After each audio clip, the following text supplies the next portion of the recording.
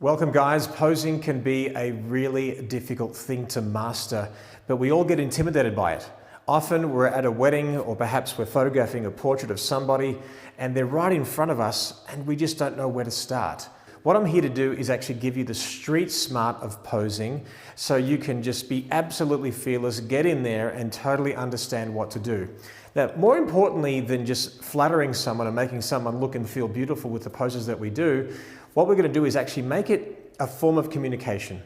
Because quite simply, all brides, grooms for that matter, will actually consider posing as very robotic, very static, and it almost implies a feeling that, I'm not going to have a good day today. So we have to take charge, take confidence, and slow down when we give our direction, make it very clear, very concise. And as you master posing, you'll just get to the destination a lot quicker. It'll be a lot more fun and efficient, and it doesn't have to be stuffy. Now, really, really important, a bride will often tell you, I just do not want to be posed. I just don't want to be posed. That's just not what I want.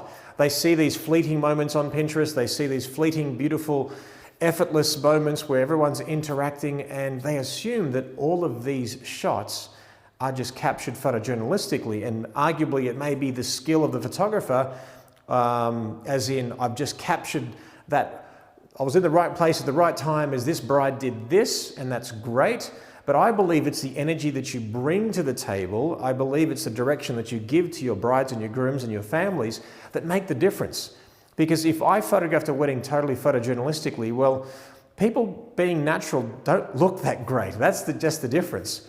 So do people stand in the good light? Do people stand in a way that flatters them? Do they push their hip towards a camera that makes their butt look bigger? Does the bride just sit like this and then we have these little pinches of skin hanging over a dress? Does she have a double chin? All these different things that we have to consider.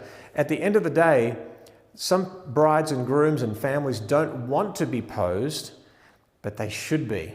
So how do you actually convince a bride that she should be posed and she doesn't want to?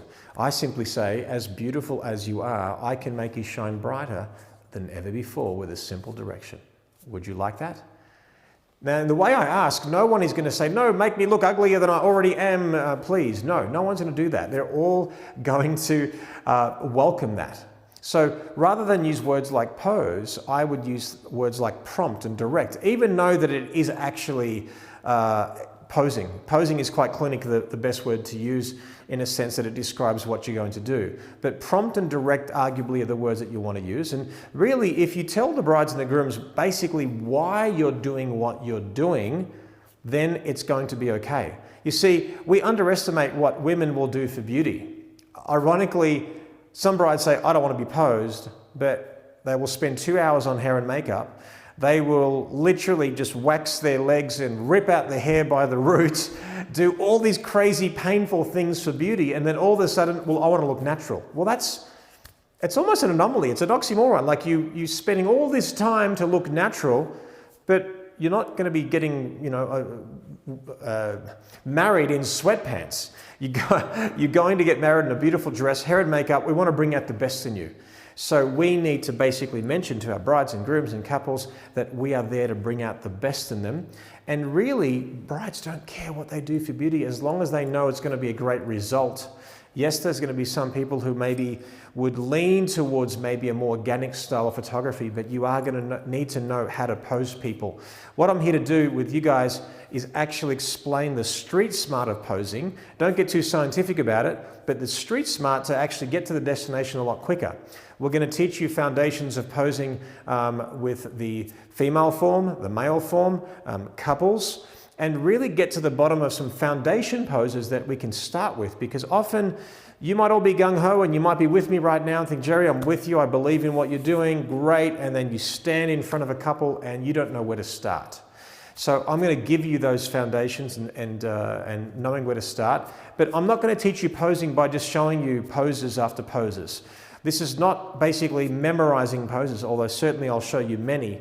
It is understanding the specifics of what will bring out the best in people, using those principles that we can apply to pretty much anyone.